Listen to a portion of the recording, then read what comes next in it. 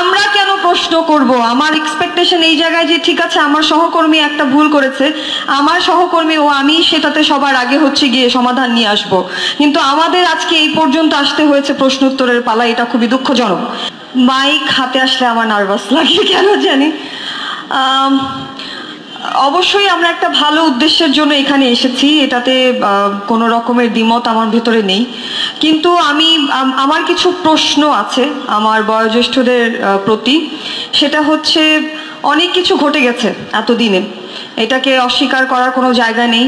আমরা 1 মাসে পদার্পণ করেছি দেশের যে অবস্থা এই মুহূর্তে, এবং সব কিছুরই একটা রিফরমেশন চলছে, এবং আমরা এক্সপেক্ট করেছিলাম আমরা যেহেতু শিল্পী আমাদের রিফরমেশন সবার আগেই হবে, কারণ আমরা অন্যদের থেকে নিজেদেরকে মনে করি যে মেধার জায়গা থেকে আমরা আলাদা, মননের জায়গা থেকে আমরা আলাদা, কিন্তু এখানে আমাদের প্রচুর বেগ পেতে হচ্ছে সবাইকে একসাথে ইউনাইটেড করতে। এইটাই আমার কাছে সবচেয়ে কষ্টের বিষয়। আর বয়োজ্যেষ্ঠরা এতদিন যা করেছেন, যেই রকমের সিচুয়েশন এখন আমাদের সামনে এসেছে, আমি আশা করেছিলাম তারাই আসলে এটার সমাধান আগে করবেন। তাদের প্রশ্নের উত্তর দেওয়াটা মানে আমরা কেন প্রশ্ন করব? আমার এক্সপেকটেশন এই জায়গায় যে ঠিক আছে আমার সহকর্মী একটা ভুল করেছে, আমার সহকর্মী ও আমি সেটাতে সবার আগে হচ্ছে গিয়ে সমাধান নিয়ে আসব, কিন্তু আমাদের আজকে এই পর্যন্ত আসতে হয়েছে প্রশ্ন উত্তরের পালা। এটা খুবই দুঃখজনক, এটা আমি এক্সপেক্ট করি না। আমি একজন অ্যাক্ট টু সিকিউরিটির মেম্বার, এবং আমি যখন দেখলাম যে আমার যে মেম্বাররা, আমার যে কলিগরা আসলে অ্যাক্ট টু সিকিউরিটির মেম্বাররা না, তারা হচ্ছে নানান রকমের সংকটে পড়েছেন।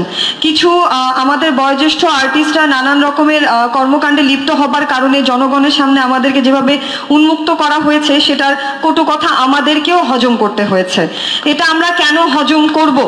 আমি তো কোনো দলভিত্তিক কর্মকাণ্ডের মধ্যে ছিলাম না, আমি তো ন্যায়কে ন্যায় এবং অন্যায়কে অন্যায় বলার সাহস রাখি, তাহলে আমি কারো অন্যায়ের বোঝা কেন বহন করব? সো এই প্রশ্নগুলো যখন আমার কাছে এসেছে, আমার মনে হয়েছিল যে আমি আমার সিনিয়রদের সাথে কথা বলতে চাই, এবং একটা ইনডোর কথা বলার জায়গা থেকে আসলে একসাথে বসতে চাওয়া, কারণ আমরা চাইনি যে দলীয়করণের মতো সবার সামনে উন্মুক্ত হয়ে একজন আরেকজনের দিকে কাদা ছোড়াছড়ি করি। তো যেহেতু সেটা হয়ে উঠলো না আজকে পর্যন্ত, এটা একটা দুঃখের বিষয়। আমি ভেবেছিলাম যে আমি আমার সিনিয়র কলিগদেরকে দেখব, যাদের সাথে আমরা এত বছর কাজ করেছি, আমরা তাদেরকে যথেষ্ট সম্মান দেখিয়েছি, বাট আমরা আসলে তাদেরকে পাইনি, বরং ইয়াংরা আমাদের সাথে আছে। আমরা এইটাতে খুবই হ্যাপি, আমরা এখনো আসলে রাইট জায়গাতেই আছি।